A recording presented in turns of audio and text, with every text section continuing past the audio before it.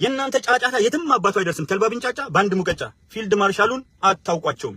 ፊልድ ማርሻል ብርሃኑ ጁላ ሻዕቢያን አላዝረጠረጠም ወይ? መቼ? 1990 የዛሬ 17 ዓመት የዛሬ 18 ዓመት ሻዕቢያን ቅጥቅጥ አድርገው እያባረሩ ሰማይ ግንባሩን እስከሚገጨው እንዲፈረጥጥ ሻዕቢያን ያደረጉ ጀግና ፊልድ ማርሻል ናቸው። እደግመዋለሁ፣ ሻዕቢያ ሰማይ ግንባሩን እስከሚገጨውና እነ ዩሴን ቦልት በማይደርሱበት ሁኔታ እንዲፈረጥጥ ተደርጎ መለስ ዜናዊ ነው ራሱ አቁሙ፣ ከዚህ በኋላ ወደፊት እንዳትሄዱ ብሎ አስቆማቸው። ኤርትራ እኛማ ምጽዋን ይዘን ነው ምንቆመው ብሎ ኢትዮጵያ መከላከያ ሰራዊት ባይል ሲነሳ መለስ ዜናዊን አስቆመው። በሙሉ ኩም ትሏታላችሁ። ፊልድ ማርሻል ብርሃኑ ጁላ የተሸለሙት ተጠርተው ከምክትል ኢታማዦር ሹሙ ጀነራል አበባው ጋር በመለስ ዜናዊ እጅ በወያኔ ዘመን አዝረጥርጠው በሰሩት ከፍተኛ ወታደራዊ ጀብዱ በሰሩት ከፍተኛ ወታደራዊ የመኮንነት ተልኮ ሲሸለሙ በአደባባይ ታላችሁ ማን ብለው እንደተጠሩ ሂዱና ቪዲዮን ተመልከቱ። እናንተ ናችሁ አፍ የምትከፍቱት። 45 ዓመት በውትድርና የቆየ ወያኔን አዝረጥርጦ የጀግንነት ሜዳሊያ ሳይወድ በግዱ የመረረው መለስ የሸለመው ሻዕቢያን ያዝረጠረጠ ሰው ዛሬ ምርኮኛ ነበር ምናምን ፊት ምርኮኛ። እናንተ ባንዳዎች ወያኔን ድጋሚ እንዳትነሳ አድርጎ ሸርተቴ በሸርተቴ እስክትሆን ሰማይ ግንባሯን እስከሚገጨው እንድትፈረጥጥ ያደረገ ጀግና መሆኑን እናውቃለን። ሻዕቢያን አከርካሪዋን የሰበር ሁለቱን እንኳን ቀጥቅጧቸዋል። ደስ የሚል ይሄው እኛ ስናውቅ ሁለት ጦርነቶች ናቸው የተካሄዱት። አንዱ ሻዕቢያ የብሪት ጦርነት ያደረገበት እዛ ላይ ፊልድ ማርሻል ብርሃኑ ጁላ ናቸው እንካ ድቅቅ ካደረጉት ጀግና የፊት ለፊት መሪዎች አንዱ እሳቸው ናቸው። ማረጋገጫ በቪዲዮ ይቀርብልሃል። የወያኔ ጀሌ ደግሞ ልንገራችሁ። አሁን የዛሬ 5 ዓመት እስከ 4 ዓመት የዛሬ 5 ዓመት እስከ 4 ዓመት ባለው ጊዜ 3 ጊዜ ሞክራችሁ 3 ጊዜም ፊልድ ማርሻል ብርሃኑ ጁላ ዶጋመድ አድርጓቸዋል። እናንተ 45 ዓመት ማለት ነው በውትድርና ዓለም ውስጥ 45 ዓመት ጸንቶ መኖር ማለት ምን ማለት ነው? ተራራውን ያውቁታል፣ ሸንተሩን ያውቁታል፣ ሐሩሩን፣ ቁሩን፣ ፀሐዩን፣ ዋዩን ተቋቁሞ የኖረ ለኢትዮጵያ እድሜውን የሰጠ የአንድ ሰው ያህል እድሜ በመከላከያ ውስጥ የኖረ ሰው የማንም ሰፈር ለሰፈር እየዞረ ሊጥ የሚደፋ ከረፈፍ ዱቄት ፊልድ ማርሻል ብርሃኑ ጁላ ሊናገር አይችልም። ዱቄት ተሰብስባችሁ ትናንት መለስ ነበር ተመለስ ያለው፣ ዛሬ ተመለስ የሚላችሁ የለም። ዛሬ የስብሐት ነጋ ዳይነስቲ አይደለም ኢትዮጵያን እየመራ ያለው። ትቀበላታለህ። ሻዕቢያ አላቆምም ካልክ እንመጣልሃለን እስከ ቦታው ድረስ ባህር ኃይል አለን። ሁለተኛ በጣም ኤሊት የሆነ የ100 ሚሊዮን ዶላር ዋጋ የሚያወጣ ጀት፣ ያውም ይህ የ100 ሚሊዮን ዶላር ዋጋ የሚያወጣ ጀት ኢትዮጵያ ከውጭ ሀገር መግዛት ብትፈልግ አንደኛ 5 ዓመት ወረፋ መጠበቅ አለባት። በደንብ አድርጋችሁ በእውቀት ተንትኑ። 5 ዓመት ወረፋ መጠበቅ አለባት። ሁለተኛ ያንን ጀት መግዛት የምትችለው 100 ሚሊዮን ዶላር የሚያወጣውን ጀት መግዛት የምትችለው ከተፈቀደላት ብቻ ነው። ያውም ብዙ ፕሮሰስ አልፋ ተተኳሽ ሳይኖረው ነው። ይህንን ጀት ማምረት የቻለ በርካታ ድሮኖችን ማምረት የቻለ ሄሊኮፕተሮችን ማምረት የቻለ ተውት፣ ሄሊኮፕተር አይደለም 100 ሚሊዮን ዶላር የሚያወጣ ጀት ያለው ኤሊት አየር ኃይል አለን። በጀነራል የሚመራ እግረኛ ሰራዊት አለን። በብዙ ጀነራሎች የሚመራ የሚገርም ኤሊት እግረኛ ሰራዊት አለን። የምድር የባህር የአየር ኃይላችን ሶስቱን አቀናይቶ የሚመራ ደግሞ ፊልድ ማርሻል የተባለ ትልቅ ሰው አለ።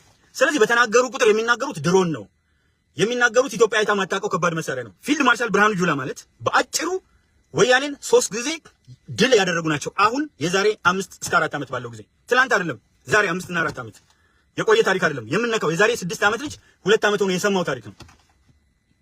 ይሄንን ታሪክ ገድል ሰርተዋል። አንድ በለልኝ። ሻዕቢያን በዘመቻ ፀሐይ ግባት ጊዜ ሻዕቢያን ራሱን ቀጥቅጠውታል። ስለዚህ አሁን እኮ መጥተው የሚገጥማቸው የማረካቸው ኃይል ሳይሆን የቀጠቀጡት ኃይል ነው። እቺን ነገራችሁ፣ የማረኩት ኃይል ሳይሆን የቀጠቀጡት ኃይል ነው። ምርኮ እያላችሁ ማንን ልትሸውዱ? ሰራዊቱ በሙሉ እደግመዋለሁ፣ በደርግ ጊዜ የነበረው የኢትዮጵያ መከላከያ ሰራዊት በሙሉ ፈርሷል። ስለዚህ የተማረከ ያልተማረከ ምንለው የለም። በመቶ ሺዎች የሚቆጠር የኢትዮጵያ መከላከያ ሰራዊት ፈርሶ ነበር በ1983 ዓመተ ምህረት የዛሬ 34 ዓመት። ያ የድሮ ታሪክ ውስጥ እንደማንኛውም መከላከያ ሰራዊት ነበሩ እንጂ ምርኮኛ አልነበሩ። እንደማንኛውም መከላከያ ሰራዊት የተበተኑ ነበሩ። አለቀ። የተበተነ ሰራዊት ነበር። ያ ሰራዊት ተበትኗል። ይሄን የኢትዮጵያ ሕዝብ አይቷል። ልታነሳልኝ አትችልም። የዛሬ 18 ዓመት 17 ዓመት ግን ሻዕቢያ ባድመ የኔ ነው፣ ዛላምበሳ የኔ ነው፣ ሸራሮ የኔ ነው፣ ሸላሎ የኔ ነው፣ ጾረና የኔ ነው ብሎ መጥተው ነበር። ደም አስተፍተውት እያለ ፊልድ ማርሻሉ ወደፊት ለፊት እየገሰገሱ እያለ ባንዳው መለስ ዜናዊ ባንዳው የስብሐት ነጋ ዳይነስቲ ምጽዋን ይዘን ምን ቆመው ሲል አይሆንም ብለው የመለሱት እነሱ ናቸው። ከዛ በኋላ ግን ይሄን ለማካካስ እንዳይቀየማቸው አንደኛ ደረጃ ወታደራዊ ኒሻን መለስ ዜናዊ ሰጠው። ማንን? ለፊልድ ማርሻል ብርሃኑ ጁላ። ማን ጥሪ ያደረገ? ሴኩትሪ ጌታቸው የሞተው ባለፈው መብረቃዊ ጥቃት ያለው በሱ አፍ እየተነገረ እድሜ ለቴክኖሎጂ በሱ አፍ እየተነገረ ብርጋዴር ጀነራል ብርሃኑ ጁላ አንደኛ ደረጃ ወታደራዊ ኒሻን ተሸላሚ ጫኑት፣ ክብራቸውን ጫኑት። ወያኔ ደግሞ የዛሬ 4 ዓመት መጣች፣ 3 ጊዜ ወቃት። ማን? ፊልድ ማርሻል ብርሃኑ ጁላ።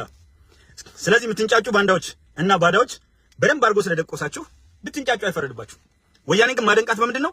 መርዘኞችን ታውቃቸዋለች። ወይኔ እሷ መርዘኛ አይደለች፣ ጠንከሲ ስለሆነች ምሕረት የላትም።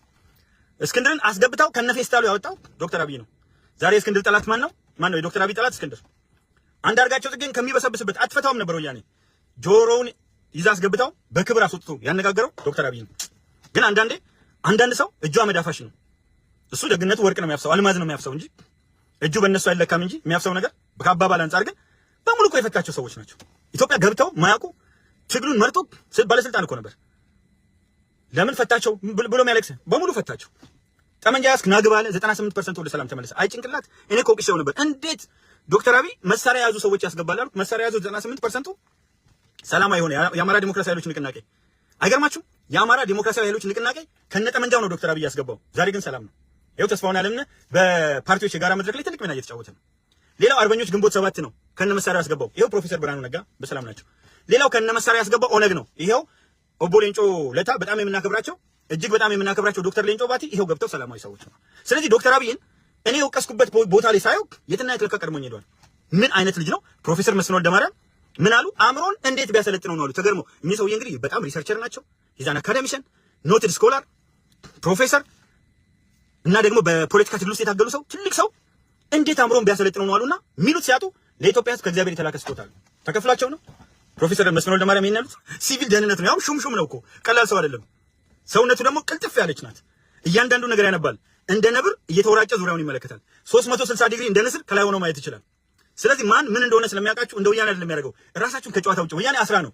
እሱ ግን ፈቶ ነው ያሰራችሁ። አቤት አታፍሩ እናንተ እኮ ያላችሁትን በሙሉ አጋልጦ አሳያችሁ። ማዳበሪያ ፋብሪካው ያለው ውሸት ነው ስትሉ ዳንጎቴ ራሱ መጥቶ 2.5 ቢሊዮን ዶላር ተፈራርም ያለው ኢትዮጵያ ትችላለች አለ። ኢነርጂ አለ ደግሞ ሰላማዊ በሆነ መንገድ ኒውክሊየር ኢነርጂን እንጠቀማለን። ኒውክሊየር ኢነርጂ ሲል ውሸት የምን ኒውክሊየር ኢነርጂ ምናምን ሲል የሩሲያው አምባሳደር ቁጭ ብለው ራሳቸው ሩሲያም ይሄው ኒውክሊየር ኢነርጂ ከኢትዮጵያ ጋር አድርገን ነው ብላ የኢትዮጵያ ያሉት አማርኛ የሚችሉት ረጅም ጊዜ ቆይቶ የሩሲያ አምባሳደር መጥተው ተፈራረሙ ከነ ክቡር ሳንዶካን ደበበና ከሌላው ጋር። እናንተ አታፍሩም? ውሸቱን ነው ሚሊዮን ችግኝ ያተክል ምናምን ስትሉ ዓለም እያየ 48 ቢሊዮን ችግኝ ተከለ። 48 ቢሊዮን ችግኝ ያ ማለት የዓለም ሕዝብ 8 ቢሊዮን ነው። ለእያንዳንዱ የዓለም ሕዝብ ህፃኑ ዛሬ ለተወለደው ጨምሮ 6 ችግኝ ተክሏል ማለት ነው። አይገርምም?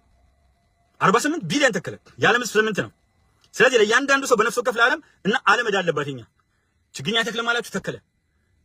ከተሞችን ማሳመር አይችልም ውሸቱን ነው ምናምን አላችሁ። በጀት የለውም አላችሁ። 68 ከተሞች ሰራ። ጭራሽ ሸገር ሲቲን ወለደ። ጭራሽ የጫካ ፕሮጀክትን ወለደ። ጭራሽ ጠፍቶ የነበረው ሀሮማያ ሐይቅ በስነ ምህዳሩ መቀየር የተነሳ እንደገና ሐይቅ ሆነ። ደረቅ የነበረ ጉድጓድ ነበረ። ከጉድጓድነት ወደ ሐይቅነት። እነዚህ ሰዎች ያልሰሩት ተአምር የለም። አቤት ምቀኝነት! ያልሰሩት ተአምር የለም አልኩ እኮ። በቃ ተአምር።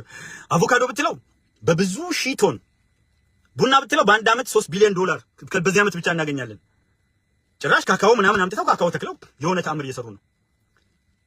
ሩዝ ስለው 1.5 ሚሊዮን ከ2 ሚሊዮን በታች ከነበረው 163 ሚሊዮን ኩንታል ማምረት ጀመሩ። እነዚህ ሰዎች በምንድን ነው እነሱ ፊት ለፊት የምትቆሙት? ብቸኛ እነሱ ፊት መቆም የምትችሉት በአንድ ነገር ነው፣ በምቀኝነት። ወቅታዊ መረጃዎች ቶሎ እንዲደርሳችሁ ቻናሉን ላይክ እና ሰብስክራይብ በማድረግ ይከታተሉ።